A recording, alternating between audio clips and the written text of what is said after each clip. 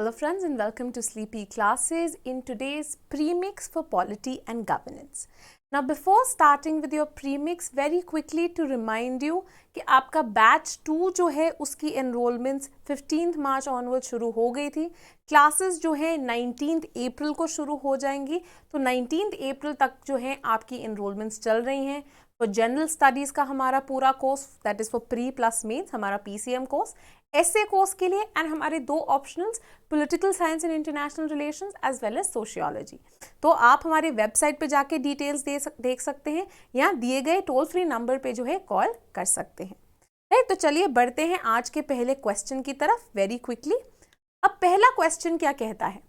पहला क्वेश्चन कहता है which of the following statements are correct about the government of national capital territory of Delhi amendment act of 2021. आपके 2 minute series के अंदर हमने ये कराया था. अगर आपने देखा है आपको ये आना चाहिए, अगर आपने नहीं देखा है तो जाइए और उस लेक्चर को फटाफट दोबारा देखिए. ठीक है, पहला अब ऑप्शन क्या है? पहली स्टेटमेंट कहती है कि ये चेंज करता है number of members of legislative assembly of Delhi. Second statement कहती है ये क्लैरिफाई करता है that the term government in law with reference to Delhi means the council of ministers headed by the chief minister.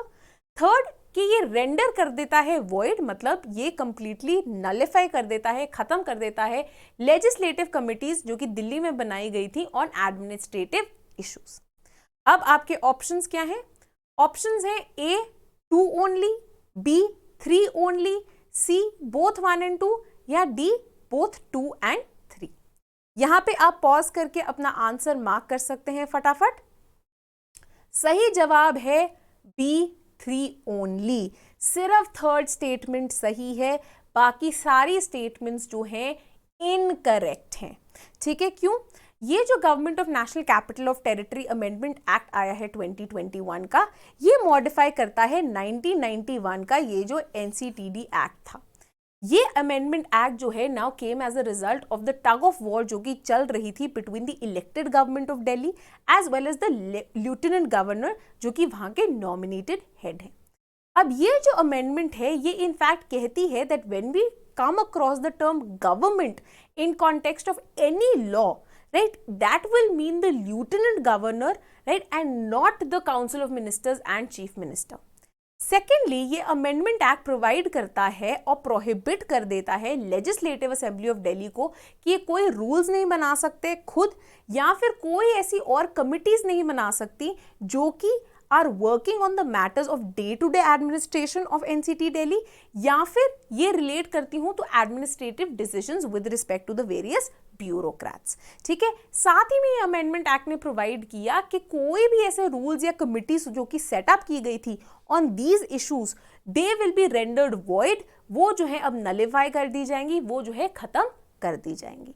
ठीक है, that is why सिर्फ आपकी third statement correct है, पहली 2 स्टेटमेंट्स जो है इनकरेक्ट है. MLAs के नंबर के अंदर कोई चेंज नहीं लाता एंड गवर्नमेंट जो है उसका मतलब लेफ्टिनेंट गवर्नर है and not really the council of ministers headed by the chief minister.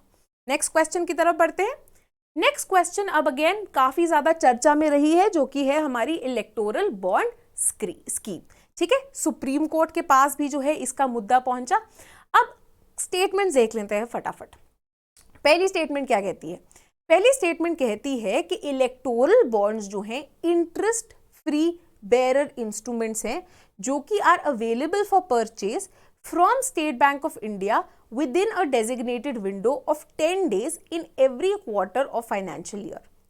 Second statement कहती है कि ये स्कीम जो है अलाउ करती है इंडिविजुअल्स को और डोमेस्टिक कंपनीज को प्रेजेंट करने के लिए ये electoral bonds which are issued in multiples of 1000, 10,000, 1 lakh, 10 lakh, 1 crore political parties को, जो कि ये खुद चूज कर सकते हैं कि मैंने इस पॉलिटिकल पार्टी को देनी है. थर्ड, जो बेनिफिशियरी एक्सक्यूज मी जिस पॉलिटिकल पार्टी को ये इलेक्टोरल बॉन्ड मिल रहे हैं उनको रिवील करने की जरूरत नहीं है कि किस एंटिटी ने उनको बॉन्ड दिए, एंड बायर्स को भी KYC डिटेल्स फुलफिल करने की जरूरत नहीं है जब वो बॉन्ड्स खरीद रहे हों. अब हमने देखना है कि इन स्टेटमेंट्स में से कौन सी स्टेटमेंट सही है. राइट, ऑप्शंस हैं आपके 1 and 2 only, A, B 2 and 3 only, C 1 and 3 only, या D all of the above. ठीक है, अब यहाँ पे आप पॉज कीजिए, पढ़िए स्टेटमेंट्स को, धीरे धीरे पढ़े। ठीक है, तो हमेशा 2 राउंड्स ऑफ रीडिंग्स कीजिए स्टेटमेंट्स की, तभी मार्क कीजिए। ठीक है, साथ ही में ना ट्राई कीजिए अपना लॉजिक इस्तेमाल करने की, क्योंकि रैशनैलिटी के थ्रू आपको समझ में आ जाएगा कि कुछ चीज़ें जो है बहुत ऑब्वियसली गलत है। ठीक है, एंड वो ऑब्वियसली गलत जब आप चीज़ें फाइंड आउट कर लेंगे ना, आराम से आपको समझ में आ जाएगा कि इसका सही आंसर क्या है। ठीक है, इसका सही answer is A 1 and 2 only. आपको ये पहली ही नज़र में समझ आ जाना चाहिए कि जो मर्जी हो, KYC डिटेल से किसी को छुटकारा नहीं मिलता। पॉलिटिकल पार्टी आपकी आइडेंटिटी नहीं बताएगी, बट अगर आपने कुछ भी खरीदना हो, अकाउंट खुलाना हो, कुछ भी करना हो, आपको KYC डिटेल्स तो भरनी ही पड़ेंगी। नहीं तो कोई टेररिस्ट ऑर्गेनाइजेशन खरीद के दे दे इलेक्टोरल बॉन्ड्स को, है ना। So that is something that we can't allow. तो बट ऑब्वियसली जो थर्ड स्टेटमेंट है वो गलत है। ठीक है, तो वेरी क्विकली देख लेते हैं अब हम।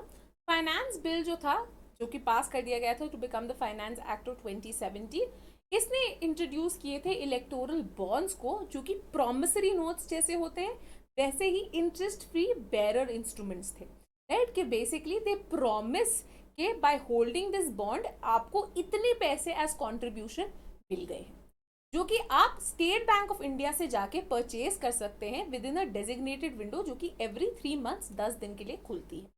ठीक है, अब ये अलाउ करती है इंडिविजुअल्स को as well as domestic companies को, मतलब कोई फॉरेन कंपनीज नहीं खरीद सकती, जहाँ पे ये बॉन्ड्स खरीद सकते हैं विच आर अवेलेबल। या तो आप 1000 रुपये का एक बॉन्ड खरीदिए, ठीक है, या फिर आप जो है क्या नाम है 10,000 का एक बॉन्ड खरीदिए, 1 लाख का एक बॉन्ड खरीदिए, या 1 करोड़ का। राइट, एंड इसको आप दे सकते हैं to any party of your choice.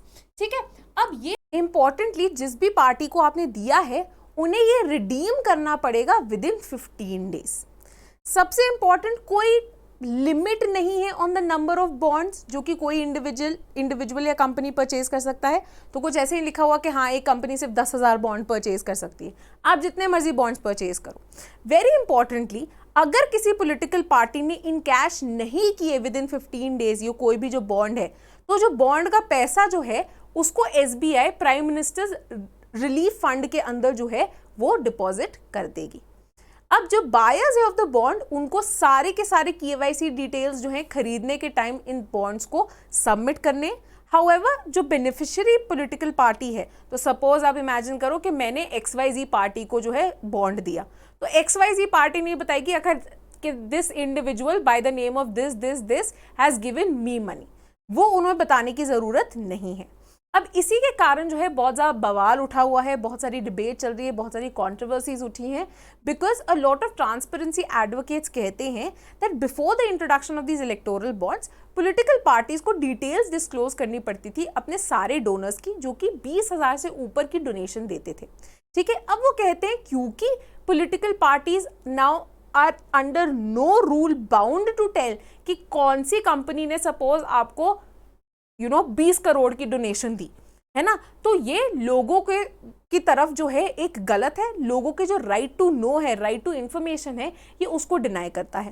Right, तो कल को आप इमेजिन करो कि किसी कंपनी ने 200 करोड़ की जो है डोनेशन दे दी, है ना, एंड उस डोनेशन के चलते हुए आपकी जो गवर्नमेंट है जो कि पावर में आई, राइट, जो पॉलिटिकल पार्टी है that one seats because of the donation जो कि उन्होंने दी, एंड पावर में आके वो अब ऐसे लॉज एंड पॉलिसीज बना देते हैं जो कि उस कंपनी को बेनिफिट करती है ना। तो लोगों के पास तो ये इन्फॉर्मेशन ही नहीं होगी that because of this reason ये हो रहा है, तो ये किसी ना किसी तरह के तो करप्शन है। तो ट्रांसपेरेंसी एडवोकेट्स का मानना है that this is why these electoral bonds are so problematic.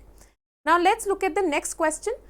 The next question concerns the Bihar police bill, जिसके कारण बिहार की विधानसभा में अगेन काफ़ी ज़्यादा डिबेट हुई थी, काफ़ी ज़्यादा ऑलमोस्ट हाथापाई हो गई थी। ठीक है, तो देखते हैं कि क्या है ये बिहार पुलिस बिल। पहली स्टेटमेंट कहती है that the bill renames the Bihar military police as the Bihar Special Armed Police and gives the force more teeth on the lines of the Central Industrial Security Force. Second statement कहती है कि ये bill allow करता है special armed police officers को कि ये carry out कर सकते हैं searches and अरेस्ट्स without a warrant for security of notified premises only. ध्यान से पढ़िए स्टेटमेंट्स एंड फिर ऑप्शंस को देखिए। 1 only, 2 only, both 1 and 2 and D neither 1 nor 2। ठीक है, यहाँ पे आप पॉज करके अपना आंसर मार्क कर सकते हैं। इसका करेक्ट आंसर है बोथ 1 and 2, सी स्टेटमेंट सही है।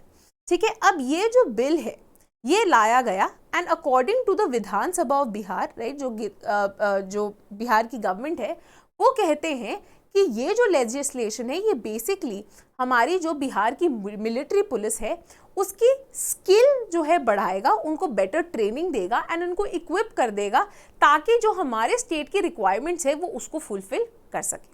राइट, साथ ही में यस ये रीनेम कर देते हैं बिहार की मिलिट्री पुलिस को as the Bihar special armed police and साथ ही में इनको ज़्यादा पावर भी देते हैं जिस तरह की पावर आपके सेंट्रल इंडस्ट्रियल सिक्योरिटी फोर्सेस के पास अवेलेबल है, ताकि ये बिहार के कमर्शियल एंड इंडस्ट्रियल असेट्स जो हैं उनको बेटर प्रोटेक्ट कर पाए।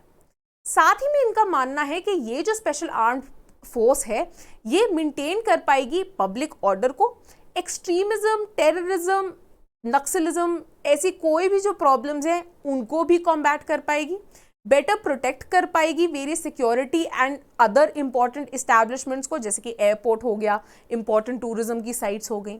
साथ ही में ये प्रोवाइड करते हैं कि जो स्पेशल आर्म पुलिस ऑफिसर्स हैं वो searches and arrest carry out कर सकते हैं without a warrant, just like CISF forces को अलाउड है ना। वेरी इंपॉर्टेंटली ये कहते हैं कि ये जो पावर है सर्च एंड अरेस्ट की विदाउट वारंट, ये ऑलरेडी बहुत सारे जो आपकी डिस्ट्रिक्ट पुलिस है उसको अवेलेबल है एज पर सेक्शन 41, ठीक है, of the code of criminal procedure of 1973। However with respect to the आपके ये जो नए स्पेशल आर्म्ड पुलिस फोर्स है, इनको ये जो पावर है ऑफ सर्च एंड अरेस्ट ये प्रोवाइड की जाएगी for the purpose of security of notified premises.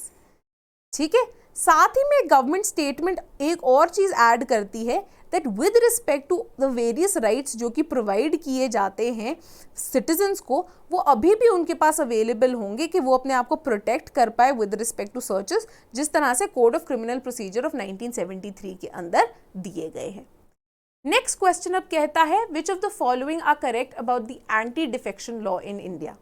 पहली स्टेटमेंट कहती है कि ये जो लॉ है ये स्पेसिफाई करता है that with in 6 months of being nominated, मतलब कोई भी MP जो कि नॉमिनेटेड है जैसे कि राज्यसभा में होते हैं, ठीक है, उनको वो चूज कर सकते हैं to join a political party with in 6 months, ठीक है, आफ्टर विच अगर 6 महीनों के बाद उन्होंने किसी पॉलिटिकल पार्टी को ज्वाइन किया it will lead to disqualification on grounds of defection.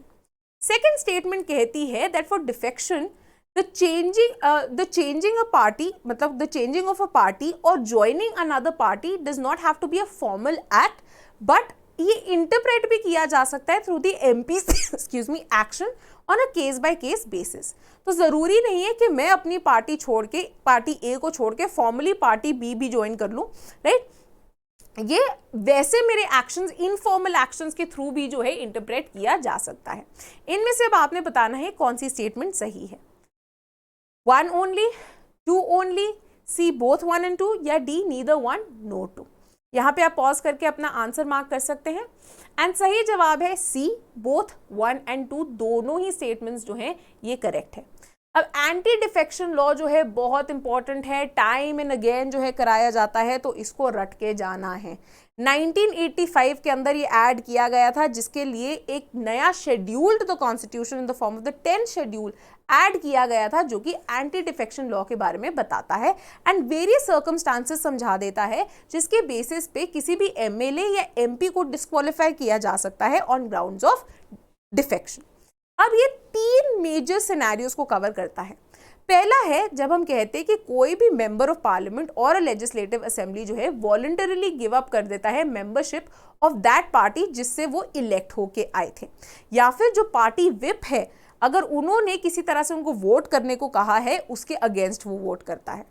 Second possibility है कि अगर कोई MP या MLA as an independent candidate जो है जीत के आया था इलेक्शन एंड इलेक्शन के बाद जो है कोई पॉलिटिकल पार्टी ज्वाइन कर लेता है, तो इन सच अ केस वो अगेन अपनी सीट लूज आउट कर देते हैं। थर्ड सिनेरियो इज हमारे नॉमिनेटेड मेंबर का सिनेरियो, जहां पे उनको 6 महीने दिए जाते हैं right after being nominated to से द राज्यसभा, कि विद इन 6 मंथ्स आप डिसाइड कर लो कि क्या आपने कोई पॉलिटिकल पार्टी ज्वाइन करनी है।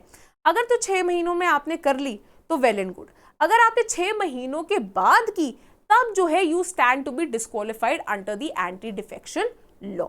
अब मार्च 2021 में राज्यसभा में जो नॉमिनेटेड एमपी है स्वपन दास गुप्ता, राइट, उनके अगेंस्ट टीएमसी की जो मेंबर है महुआ मोइत्रा, उन्होंने कहा दैट बिकॉज स्वपन दास गुप्ता को नॉमिनेट किया है बीजेपी ने for the West Bengal assembly elections from Tarakeshwar constituency, तो ये फ्लाउट करता है एंटी डिफेक्शन लॉ को। Because of this reason Swapan Das Gupta had to resign from the Rajya Sabha, right. तो चलिए अब हम आते हैं अपने लास्ट क्वेश्चन की तरफ। लास्ट क्वेश्चन जो है थोड़ा एक स्टैटिक चीज से रिलेटेड है, तो दिस इज समथिंग जो कि आपको पता होना चाहिए। अगर ये नहीं पता है मतलब आपने लक्ष्मीकांत आपने ढंग से नहीं पढ़ी है। क्वेश्चन कहता है which of the following is correct with respect to original jurisdiction of the supreme court of India. पहली स्टेटमेंट है कि ये इंक्लूड करती है किसी भी डिस्प्यूट को जो कि हो सकती है between the Indian government and one or more states, between the Indian government and one or more states on one side and बाकी states on the other side, या between 2 or more states. Second statement कहती है कि Article 32 of the Constitution provides original jurisdiction to the Supreme Court for matters जो कि related है to the enforcement of fundamental rights. Third statement कहती है that the Arbitration and Conciliation Act of 1996 देता है सुप्रीम कोर्ट को the authority to initiate international commercial arbitration, जो कि उसकी ओरिजिनल ज्यूरिसडिक्शन का हिस्सा है। आपके अब ऑप्शंस हैं A 1 only, B 1 and 2 only, C 1 and 3 only, या D all of the above. सोचिए, ध्यान से सोचिए कि ओरिजिनल ज्यूरिसडिक्शन क्या होती है एंड उसके बाद ये आंसर मार्क कीजिए। सही जवाब है यहाँ पे D all of the above. अब एक्सक्लूसिव ओरिजिनल ज्यूरिसडिक्शन क्या होती है, इसका मतलब है दैट अगर ऐसी कोई भी प्रॉब्लम आती है तो the first court that you can approach is the first matter of resort, जिसके पास आप जा सकते हो कौन है, सुप्रीम कोर्ट है। ठीक है, कि आप सीधा जो है सुप्रीम कोर्ट के पास पहुंच सकते हैं, आपको किसी और कोर्ट के पास जाने की जरूरत नहीं है। ठीक है, 131 जो है प्रोवाइड करता है कि when there are any federal dispute, Indian government on one side, central government and states on the other side, या दो स्टेट्स के बीच में, या Indian government plus 1 or 2 more states against other states, उस किसी भी ऐसे डिस्प्यूट में जो है सबसे पहले आप कहाँ जाते हो, जो एक्सक्लूसिव ज्यूरिसडिक्शन है किसके पास है, सुप्रीम कोर्ट ऑफ इंडिया के पास है, किसी और के पास नहीं है। आर्टिकल 32 भी जो है गार्डियन बना देता है सुप्रीम कोर्ट को, and therefore without approaching this high court आप सीधा का सीधा जो है सुप्रीम कोर्ट के पास जा सकते हैं अगर आपके फंडामेंटल राइट्स का उल्लंघन हुआ है किसी भी तरह से, जिसके लिए the supreme court can issue various writs to enforce these fundamental rights. इसके अलावा हम कहते हैं सुप्रीम कोर्ट के पास ओरिजिनल ज्यूरिसडिक्शन है when it comes to transfer of any criminal या civil cases from high court of one state to another state, right, या फिर अगर वो ट्रांसफर कर देता है सबऑर्डिनेट कोर्ट से a case to a state high court, या फिर वो कहते हैं कि कोई भी ऐसा केस है जिसके अंदर जो है there are certain questions of law जो कि पेंडिंग है before any high court, and ये बहुत ही सिग्निफिकेंट क्वेश्चंस हैं एंड देयरफॉर वो अपने पास जो है ये केस बुला लेता है। ये भी जो है ओरिजिनल ज्यूरिसडिक्शन मानी जाती है आपके सुप्रीम कोर्ट की। ठीक है, this is different from appellate जहां पे अपील के थ्रू आती है। ठीक है, fourth and very importantly is the arbitration and conciliation act, जहां पे when it comes to international commercial arbitration तो सुप्रीम कोर्ट के पास अथॉरिटी है इनिशिएट करने की और किसी और कोर्ट के पास नहीं है इन इंडिया। ठीक है, कि आप सीधा जो है आपका सुप्रीम कोर्ट कर सकता है। ठीक है, तो ये कुछ चीजें हैं, इसके बारे में आपको पता होना चाहिए, राइट, ये इंपॉर्टेंट चीजें हैं। वेरी इंपॉर्टेंटली आप मुझे बताएंगे आपका आज का टास्क ऑफ द डे कि कौन से articles of the Indian constitution mention करते हैं आपकी appellate and advisory jurisdiction of supreme court को। ठीक है, तो ये थे आपके 5 questions for today. Thank you and keep watching sleepy classes.